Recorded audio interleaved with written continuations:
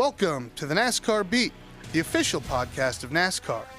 Today, we wrap up the action from Chicago before looking ahead to this next weekend at Gateway. Welcome to another edition of the NASCAR Beat. I'm your host, Josh Hamilton, and we're here to recap last weekend's action at Chicagoland Speedway. We also had the NASCAR Camping World Truck Series at Iowa Speedway.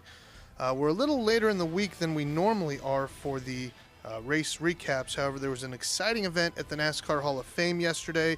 Wednesday, was yesterday. Today's Thursday morning. So wanted to be able to bring you some of the sound from what on there. So it's a little different show than normal. We have the off week in the Sprint Cup Series this week. So this is the only podcast of the week. Going to combine everything into one. So we'll give you all the recaps from last weekend.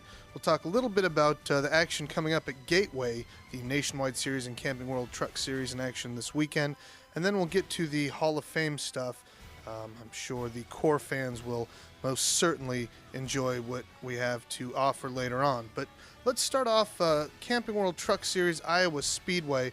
The race was actually on Sunday afternoon after the other two races, but a very special weekend for Richard Childress Racing, Austin Dillon. The rookie scored his first career victory in a NASCAR National Series event.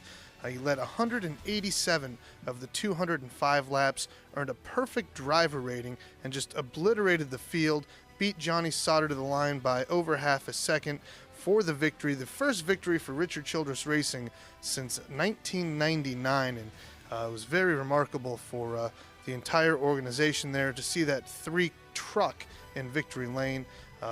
Like I mentioned, Dillon had a perfect driver rating, 150.0, never fell below 5th place the entire race, had an average running position of 1.127, just absolute domination all around.